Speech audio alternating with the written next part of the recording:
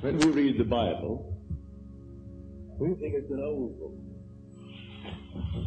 describing things that happened unnumbered years ago.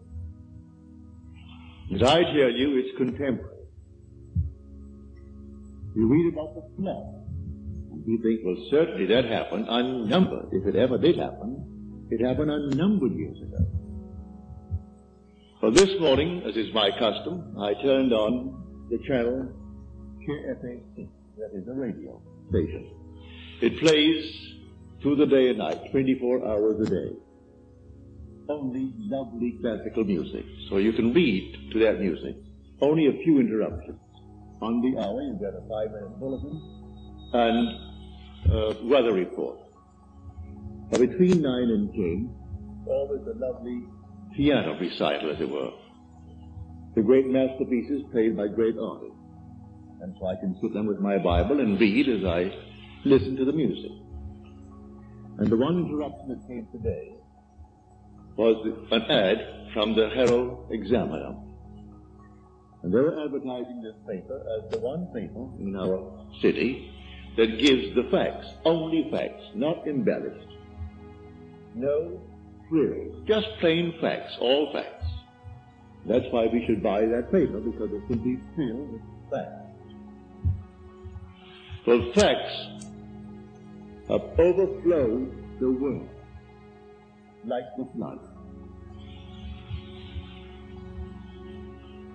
Man actually is drowned with facts, victimized by facts. It is in the imagination that everything lives, and not in its actuality, not in the fact. Unless imagination penetrates the fact, the deluge remains a deluge. We are now in the deluge. This is the flood. A man is in jail, that's a fact. And he knows he's there for X number of years, that's a fact. And he simply waits and hopes that in some strange way that he will get some early release from this confinement. He never uses his imagination, save in some violent way to get out, but to penetrate the fact. When in March of 1943, by using my imagination to penetrate the fact that I too was in prison in the army, but I didn't want any part of it.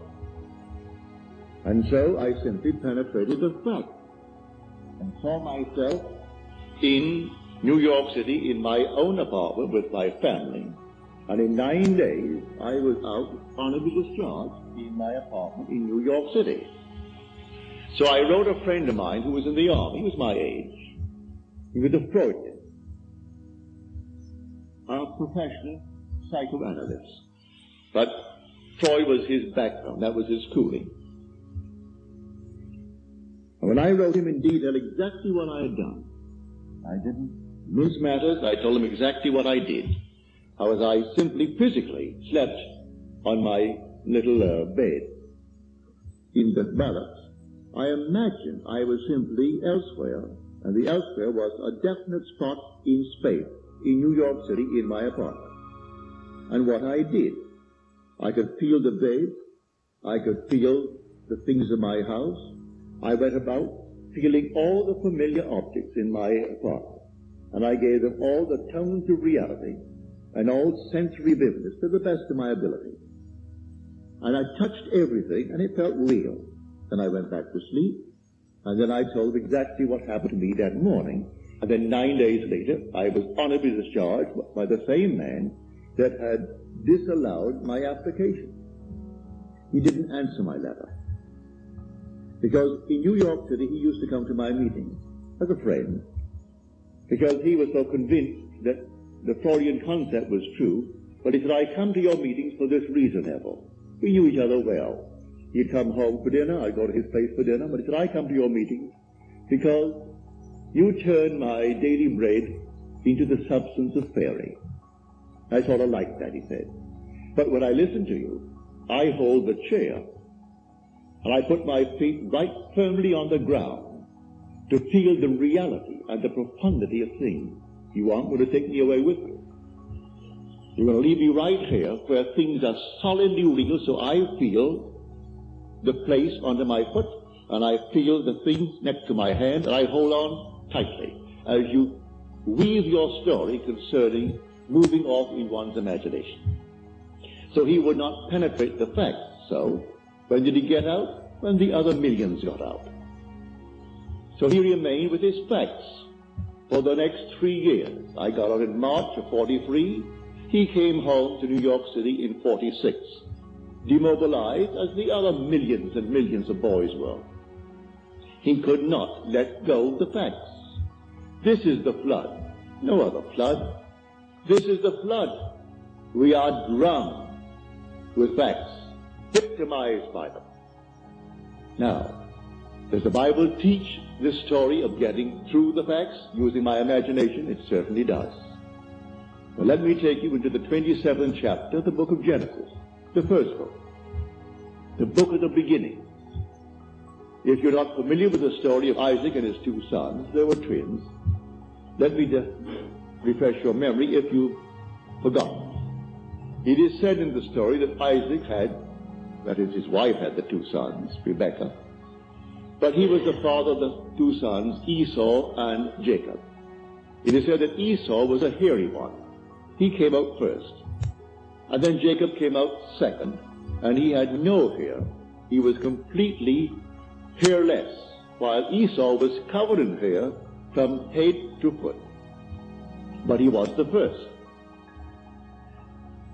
One was called Esau, and one was called Jacob, because he came out second and supplanted the other. Now we are told that when the father Isaac was old, and his eye was dim so that he could not see, in other words, he was blind, he said to his son Esau, I cannot see, and my days are numbered. I want you to go into the fields and hunt, and bring me some well-prepared, tasty venison as I like it, savory venison. We are told that Rebekah, who loved her second son more than she did the first, overheard the conversation between Esau and his father. And then because she loved Jacob and wanted Jacob to get the blessing, for the father feels his days are numbered, and he must now give his blessing to one of his sons, and the first one must get it. So the mother told Jacob what she had heard, and then suggested that we take one of the kids from the flock, and we kill it, and take the skins of the kid and put it upon you, so that you will have the appearance of Esau. Esau thought otherwise. He said, suppose my father discovered it. Then Jacob said, suppose my father discovered it. And the mother said, leave that to me. It will be on my shoulder if he discovers it. And send Jacob into the field to bring a kid. Well, he took that kid and brought it tastily prepared for his father. He came quickly into the presence of the father. And the father said to him, come near, that I may feel you, my son, whether you are my son Esau or not. So Jacob came near to Isaac his father, who felt it. And then Isaac said to Jacob, the voice is Jacob's voice, but the hands are the hands of Esau. And then he blessed him. He gave him his blessing. He had no sooner left the presence of his father when Esau comes in now with savory venison. And the father said, well, who was it that came? For I have already eaten. Who came? And then he discovered it was his son Jacob who came with guile and betrayed him. But said the father, I have given him your blessing and I cannot retract it. And blessed he is. All will serve him. Everyone will serve him. Because I gave you the blessing and I cannot take it back. Now on the surface, you will say, now what is the story trying to tell us? Well, in this same book, in an earlier passage, we are told about the ark. build the ark with 3 decks, the lower, the second, and the third deck. Well, you think it's a huge, big building. Well, you use your imagination. You can't conceive of any building that could house all the animals of the world in pairs, and all the so-called good ones will be in 7 pairs, and enough food to feed them for 40 days and 40 nights. Well, you just simply could not conceive of it. Nevertheless, that's the story. But there are 3 decks. The obvious thing is the facts of life.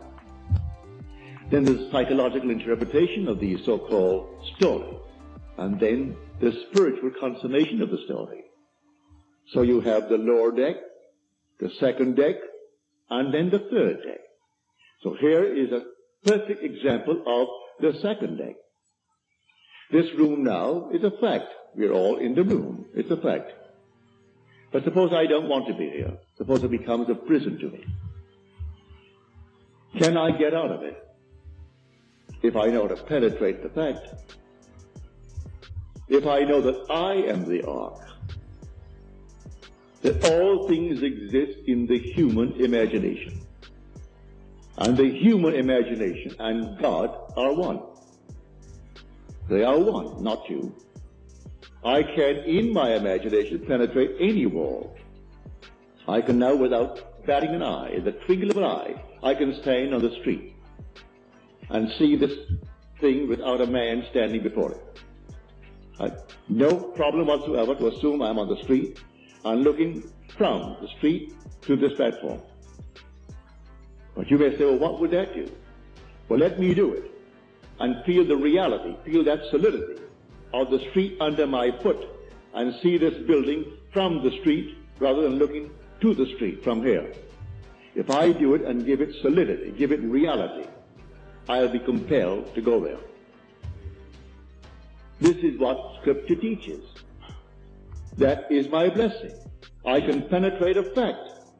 And penetrating a fact, I can stand wherever I want to stand in this world.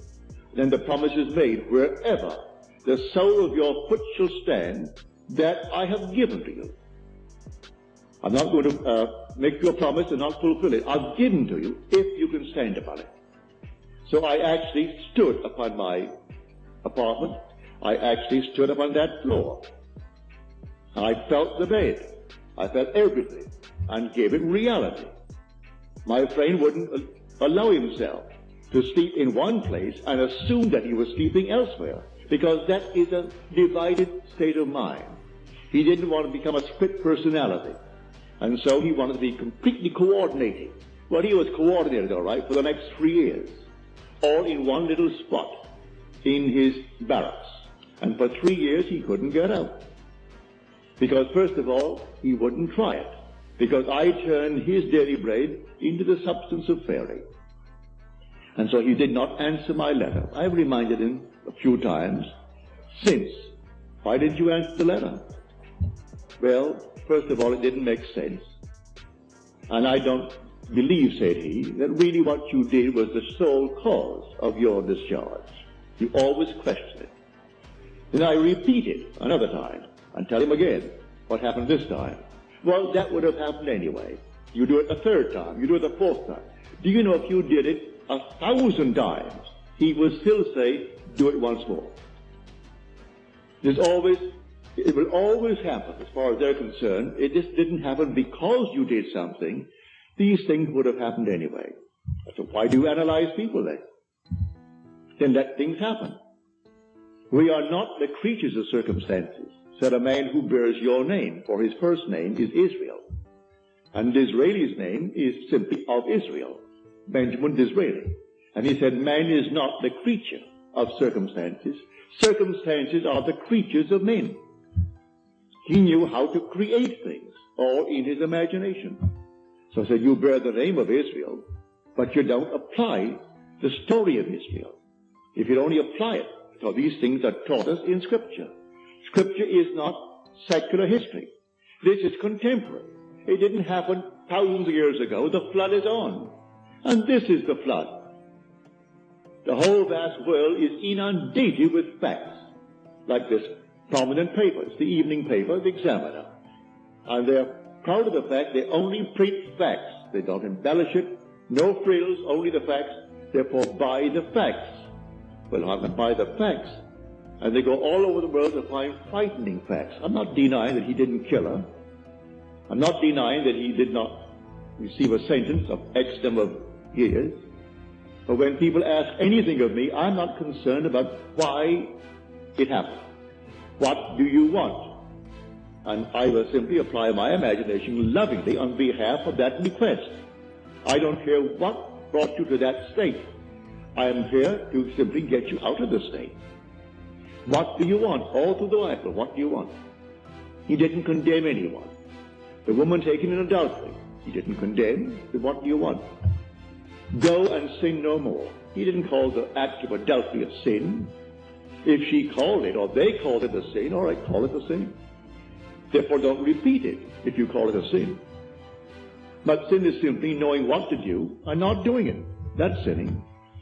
So if I discover what to do, to penetrate a fact, to go beyond the fact, and create a condition for myself, and dwell in it, and think from it, instead of thinking of it. For the great fallacy of the world is perpetual construction, deferred occupancy. Create and create in my mind's eye all kinds of lovely things I would like to realize, but I never occupy them. I do not penetrate the state and go right into it and give it cubic reality. But I know, and you know, and it's not difficult to understand why. The sense of touch is something we believe in more profoundly than we do in, say, the sense of sight, or the sense of hearing, or the sense of smell.